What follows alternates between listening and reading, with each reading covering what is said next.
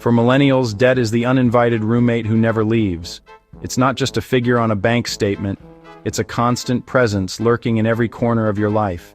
It eats your snacks, hogs the remote, and never pays rent. It's there when you're trying to relax, when you're making plans, and even when you're just trying to get through the day. Debt is the shadow that follows you from your first paycheck to your last dollar, always demanding more. It keeps you up at night, whispering worries about bills, interest rates, and what happens if you fall behind. It's the reason you stare at the ceiling, calculating how long it'll take to pay it all off, and wondering if you'll ever feel truly free. Debt haunts every major decision. Should you move to a new city, take a job you love, or start a family? Every choice is filtered through the lens of what you owe, making even the most exciting opportunities feel risky. This isn't your grandparents' sensible mortgage, where a single income could buy a home and support a family. Back then, debt was a tool, not a trap. Today, it's a burden that shapes your entire adult life. Now, it's a two-headed monster: student loans and credit cards, each with its own set of rules and penalties, both working together to keep you in check. Student loans are the price of entry for the so-called American dream. You're told that college is the ticket to a better life, but that ticket comes with a bill that follows you for decades. It's a debt you start paying before you even land your first real job. Credit cards, meant to help you build credit and manage emergencies, often end up building a prison instead. One missed payment, and the walls start closing in, interest piles up, and suddenly you're trapped in a cycle that's hard to escape. Together, these debts squeeze your financial future before you've even had a chance to start earning, let alone saving. They shape your choices, limit your freedom, and make it feel like you're always playing catch-up. Forget the avocado toast jokes. This isn't about lattes or brunch. It's about skyrocketing costs for essentials like housing, education, and healthcare, and a system that seems designed to keep you in debt, no matter how hard you work or how much you cut back. Society sold millennials a golden ticket, college, but forgot to mention that the ticket now costs more than a yacht. The promise of upward mobility has been replaced by a reality of lifelong payments and financial anxiety. The game was rigged from the start, and the mountain just keeps getting steeper. Every step forward feels heavier, every goal further away, as debt weighs you down. This isn't a personal failure, it's a systemic ambush. Millennials aren't lazy or irresponsible. They're navigating a financial minefield that was set long before they arrived. The uninvited roommate isn't leaving anytime soon, but it's time to start talking about how we can finally kick it out. Once college was affordable with a summer job, now it's a fantasy. Tuition soared as state funding dropped, outpacing inflation and family income. The solution? Student loans. Sign now, pay for decades. Millennials started adulthood deep in the red, not at zero. For most, it wasn't a choice. It was college with debt or no college at all. Everyone said a degree was the only way to succeed, so you signed. But the promised high-paying jobs? Often a mirage, especially after the 2008 crash. Millennials graduated with diplomas in one hand, massive bills in the other. The trap was set before they even entered the workforce. The dream came with a price tag no one warned them about. As student loans piled up, credit card companies swooped in, offering free pizza for a signature. They targeted young, financially inexperienced students, promising credit and emergency funds. It felt like free money, but the fine print was a trap for future you. Credit card debt started small but grew fast, layered on top of student loans. Student loans drained future income. Credit cards became the only safety net. Every unexpected expense went on the card, creating a vicious cycle. The result? Millennials juggling two debts, both designed to keep them paying forever. It's not about irresponsibility, it's about survival in a rigged system. The safety net? was really a snare. Debt became a way of life, not a choice. Here's where the math gets ugly: interest. Student loan interest starts while you're still in school, quietly growing your debt. Credit card interest is even worse, often over 20%, compounding relentlessly. Minimum payments look like a lifeline, but they're a trap. Most of your payment goes to interest, barely touching the principal. Pay only the minimum, and you could be in debt for decades, paying 2 or 3 times what you borrowed. It's a treadmill you can't get off. The system is designed to keep you running in place. The longer you pay, the more they profit. The math is stacked against you from day one. Meet Sarah and Marcus, 2 average millennials, living in a world that promised them opportunity if they just followed the rules. They grew up hearing that hard work and education would open doors, that if they played by the book, they'd be rewarded with stability and a shot at the American dream. But reality had other plans. Sarah did everything right. She got good grades, went to college, and landed a job right after graduation.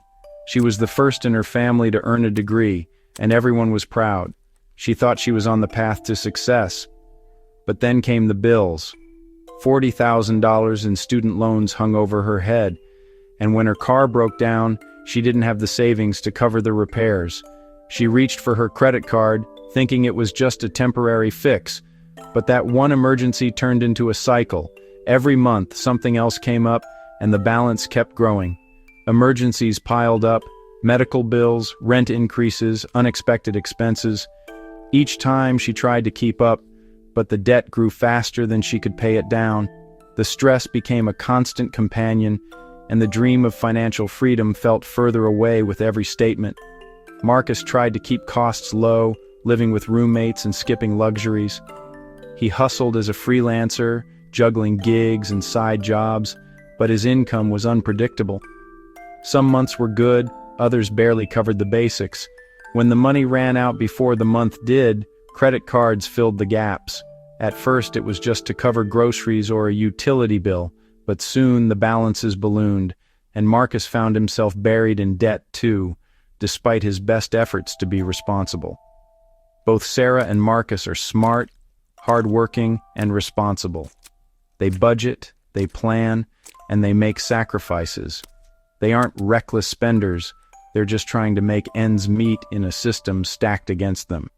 Neither splurged on luxuries or lived beyond their means. They cooked at home, shopped with coupons, and skipped vacations. Their only goal was to survive, and maybe, just maybe, get ahead. But minimum payments ate up their paychecks, leaving little left for savings or emergencies. Planning for the future felt impossible when every dollar was already spoken for. The idea of building wealth or even just having a safety net seemed like a fantasy. Dreams like homeownership, starting a family, or even taking a vacation felt out of reach. The milestones their parents achieved now seemed like distant, unattainable goals. They weren't reckless. They were set up to fail by a system that rewards the wealthy and punishes those just trying to get by. Their struggles aren't the result of bad choices, but of a society that makes it nearly impossible to get ahead. Their stories aren't unique. They're the norm for millions of young adults across the country. Debt is a shadow that follows them everywhere, shaping their choices and limiting their futures. The system punishes people for trying to get ahead, trapping them in cycles of debt and anxiety. Even when they do everything right, the finish line keeps moving further away. Debt isn't a personal flaw, it's a structural trap, designed to keep people from reaching their full potential. And until we change the system, stories like Sarah's and Marcus's will keep repeating, generation after generation. As if interest wasn't enough, debt is riddled with hidden fees and penalties. These aren't just minor inconveniences, they're the silent traps that catch you off guard, lurking in the shadows of every financial agreement.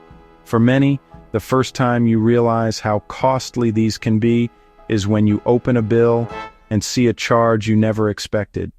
It's not just about what you borrow, but about the endless ways you can be charged for simply being a little late, a little over, or a little behind. Miss a credit card payment by a day? That's a $40 fee and a penalty APR that can skyrocket to nearly 30%. Suddenly, your balance grows faster than you can pay it down. Even a small slip can mean months or years of extra payments, all because of a single missed deadline. And it doesn't stop there. One late payment can trigger a domino effect, raising your rates on other cards and loans too. Over the limit, balance transfer, and annual fees add up fast. Each card comes with its own set of rules, and breaking any of them, even by accident, means more money out of your pocket. Sometimes you're charged just for having the card, even if you never use it. And if you try to move your balance to a new card for a better rate, you'll likely face a hefty transfer fee, eating up any savings you hope to gain. Student loans have their own punishments, missed payments, and the government can garnish your wages or seize your tax refund. Unlike other debts, student loans are nearly impossible to escape, even in bankruptcy. The consequences are severe and long-lasting, following you for years and making it harder to get ahead. The government doesn't need a court order to take your money, they can just do it. Default wrecks your credit, making it hard to rent, buy a car, or get a job. Your credit score becomes a barrier, closing doors to opportunities you might desperately need. Landlords, lenders, and even employers use it to judge your reliability, so one financial mistake can haunt you in every part of your life. One mistake triggers a cycle of fees and higher rates, making it even harder to escape. The more you struggle, the more the system seems to push back, piling on new charges and penalties. It's a vicious cycle that can feel impossible to break. With each month bringing new surprises in the mail, the system profits from your struggles, turning every misstep into revenue. Banks and lenders design these rules to maximize their earnings, not to help you succeed. Every fee, every penalty, every bit of fine print is another way for them to make money off your hardship.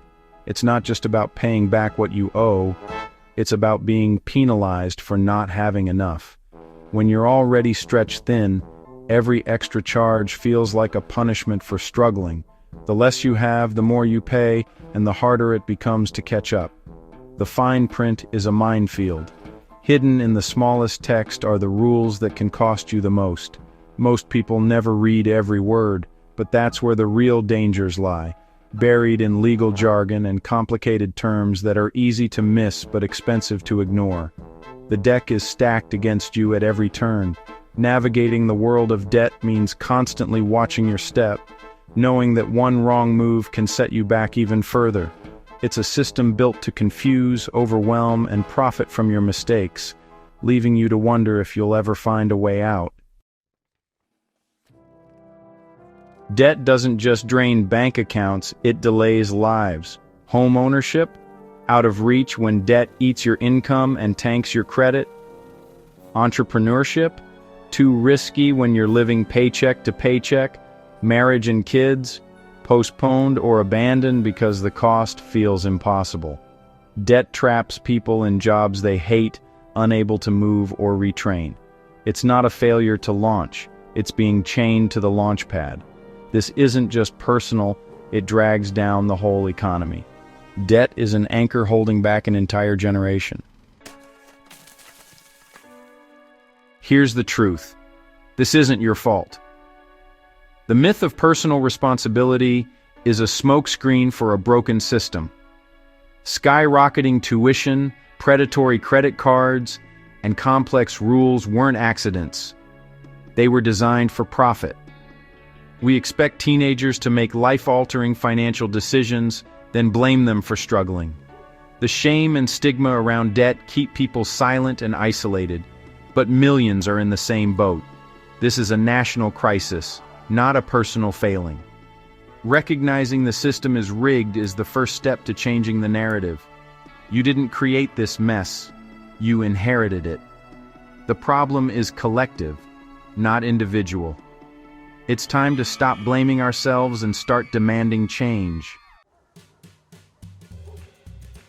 So, what now? The first step is to talk about debt, openly, without shame. Silence gives debt its power. Sharing stories reveals how common this struggle is. Educate yourself and others. Understand interest. Read the fine print. Know your rights. Knowledge is power, and the system relies on confusion. This conversation needs to go public.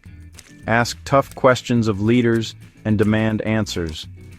Why can't you declare bankruptcy on student loans?